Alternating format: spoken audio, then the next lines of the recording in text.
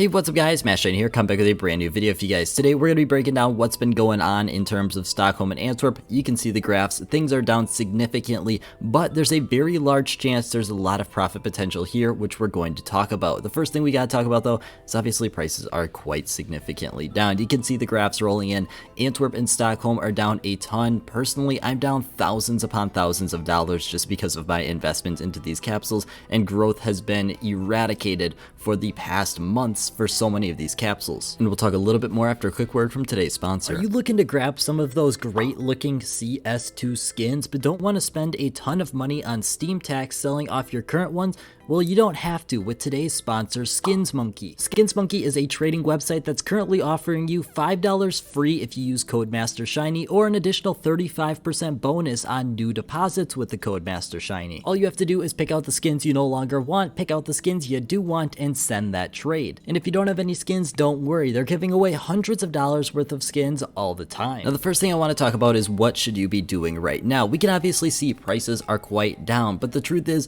selling at this point is not going to get you anywhere. We talked about it a little bit on stream, but basically prices at this point are not in your favor to sell. You've already seen potentially a 60 to 65% decrease in the total value of these capsules, and it might be even more than that depending on which specific capsule you look at. It's not smart to sell right now, and the truth is you probably should have liquidated a little bit beforehand just so you had some money. I'm not selling any of my Antwerp or Stockholm investments because they are long-term still in a fine position, and I've got more than enough money to work with when it comes to Paris. But the truth is that temptation is very real for so many people. At this point though, I can't say it's going to be in your best interest to sell, but rather just to hold on to these capsules. Talking about the more important question in my opinion though is, should you be buying right now? And the truth is, it's actually a little bit questionable. It depends on which capsule you're looking at. In my opinion, there's going to be a winner and a loser coming out of this. Let's talk about the loser. The loser is almost guaranteed to be Antwerp. Antwerp was going up because of one simple reason. It was the cheapest way to get some great looking stickers, and the truth is now, because of everything that's gone on, it's no longer going to be that opportunity in just around a couple short weeks once we see that major finish, and then we see the capsule sale roll out in potentially less than a month, looking at maybe a month maximum. Therefore, Antwerp has lost a lot of its value in terms of why people were investing into it. If we want to look back at Antwerp's past, you can see here Antwerp was not even profitable until Rio came out. That's because the Rio stickers looked extremely poor, and Antwerp was then the most desirable stickers along with the cheapest for almost everyone. But I also think there's going to be a winner in this case, and in my personal opinion, it's Stockholm. Now, Stockholm is not 100% across the board going to be equal. If we want to look at the capsule that was the most expensive for the longest time, it was the Challengers. And that was obviously for one main reason, being that it had the Mouse Hollow, a value of a significant amount, and you can obviously see the Mouse Hollow is dipped around 70-ish%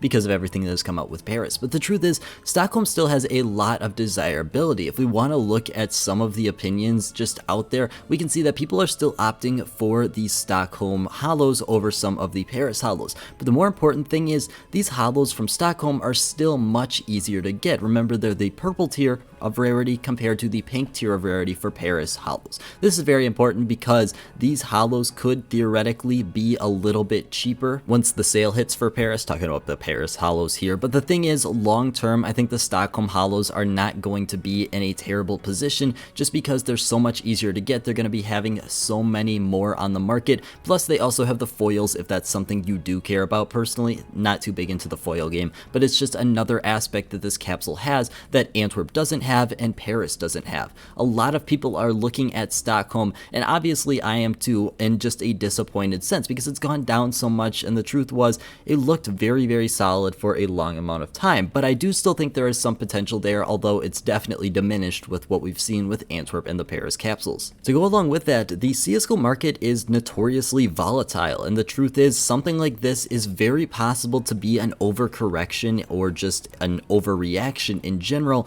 because people are nervous. And the truth is, when we're in a space like CSGO where there's a high amount of retail investors, people who aren't professionals that have a lot of money into the scene, it's very possible that we see things like this where the market just shoots up or down out of nowhere. It happens so often. I have a video talking about how I profit off of things like this happening. It's something that you can do too, but the truth is this is very possible to be something that we see rebound rebound rather quickly. It just is very dependent on how the general market have their opinion about it. To go along with what we just mentioned, what is the future for Antwerp and Stockholm? Now this question is very complicated because of the precedent that was just set. See, the thing about Rio was very important for investing because it broke up the streak Valve was on. They had two borderless stickers right in a row, and it's not something that we expected to return after that moment. That's the reason why Antwerp went up so high in price. The truth is, Antwerp was a very overinvested into sticker and capsules in general, but the truth is, it was leveled out by the fact that it was immediately followed by Rio, which broke up the precedent, allowed a lot of people to apply stickers, and now it's kind of all thrown into question. We know Paris is going to be the go-to stickers to be applied